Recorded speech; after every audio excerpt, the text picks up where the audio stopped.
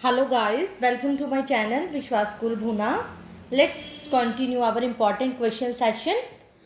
हम लोग डिस्कस कर रहे थे हाफ ईयरली एग्ज़ाम में आने वाले या फाइनल के पॉइंट ऑफ व्यू से इम्पॉर्टेंट क्वेश्चंस के बारे में। तो सबसे पहले हम ऑर्गेनिक केमिस्ट्री के करेंगे। हमारी 2 ही यूनिट के इम्पॉर्टेंट क्वेश्चंस पेंडिंग हैं, organic chemistry and states of matter. Organic chemistry में जो मेनली क्वेश्चंस आता है 1 या 2 मार्क्स में IUPAC नेम के ऊपर आ जाता है। वो एरोमेटिक का भी हो सकता है, कॉम्प्लेक्स सब्स्टिट्यूएंट का भी हो सकता है। मेनली IUPAC पे तो डेफिनेटली आता है, मोस्ट इम्पॉर्टेंट क्वेश्चन है।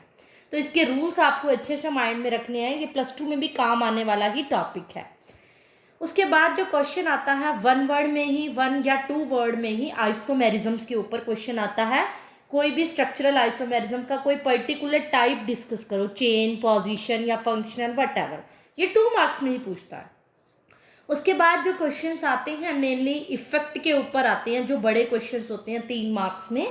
इफेक्ट के अंदर जो इम्पोर्टेंट है, वैसे तो सभी इफेक्ट इम्पॉर्टेंट है, इंडक्टिव एंड रेजोनेंस अब तक के लिए। वैसे नेक्स्ट जो इफेक्ट है हाइपर कंजुगेशन भी इम्पॉर्टेंट है, बट अब तक के लिए इंडक्टिव एंड रेजोनेंस इफेक्ट ज़्यादा इंपॉर्टेंट है। रेजोनेंस के ऊपर डेफिनेटली क्वेश्चन आता है, एक रेजोनेटिंग स्ट्रक्चर ड्रॉ करना, चाहे वो +R से हो या -R से, और पूछा भी जाता है कि टाइप ऑफ इफेक्ट बताओ कि +R इफेक्ट होगा या -R इफेक्ट होगा। इसी के लिए आपको electron withdrawing group and electron donating group का पता होना चाहिए। उसी के अकॉर्डिंग आपको +R और -R इफेक्ट के बारे में पता चलेगा कि बेंजीन रिंग के ऊपर लोकलाइज्ड होने वाला चार्ज कैसा है। इससे हम इफेक्ट के टाइप्स को भी डिस्कस करते हैं। कई बार कोई पर्टिकुलर इफेक्ट के बीच में डिफरेंस आ जाता है कि इंडक्टिव इफेक्ट और इलेक्ट्रोमैग्नेटिक इफेक्ट के अंदर डिफरेंस बताओ, या इंडक्टिव और रेजोनेंस के बीच में इफेक्ट बताओ। तो जब तक आप उस इफेक्ट के बारे में फैमिलियर नहीं होगे, तब तक आपको इसके इफेक्ट के बारे में नहीं पता चलेगा।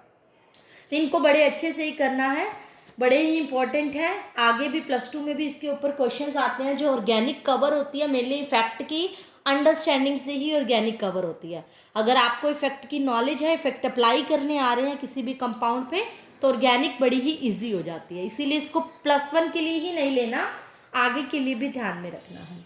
और जो अब तक तो इतना ही हुआ है ऑर्गेनिक में। जो नेक्स्ट यूनिट है हमारी स्टेट्स ऑफ मैटर, जो कि 5th यूनिट थी हमारे सिलेबस में। अब तो 2021 में तो गैशियस स्टेट ही है ओनली। तो गैशियस स्टेट में ऑल लॉज, कोई भी गैस लॉ होते हैं, जो बॉयल्स लॉ है, चार्ल्स लॉ है, एवोगैड्रो लॉ है, ये सब लॉज जो हैं सारे लॉज इंपॉर्टेंट है। बट इसमें mainly Boyle's and Charles law पे क्वेश्चन ज़्यादातर पूछे ही जाते हैं।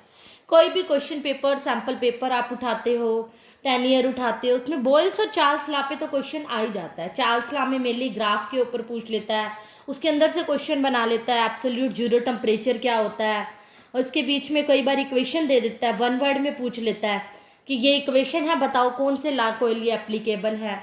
तो सभी लॉ इंपॉर्टेंट है, बट ये दोनों पे ज़्यादा अच्छे से फोकस करना।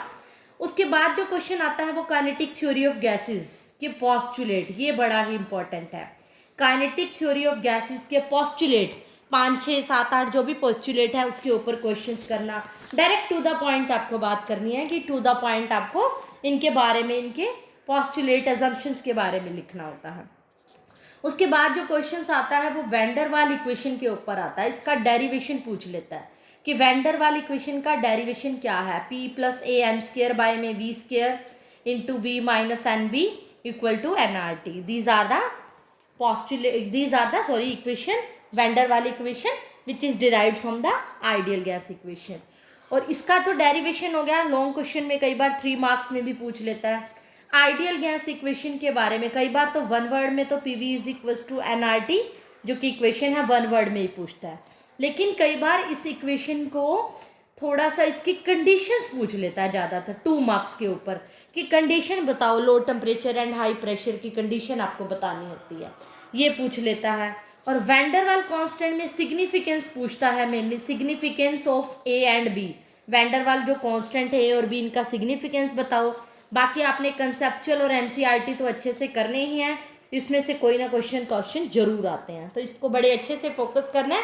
So these our today's video was the important questions of 2 units. तो फॉर फाइनल एग्जाम्स और ऑल्सो फॉर हाफ ईयरली. तो best of luck. Thank you. That's all for today.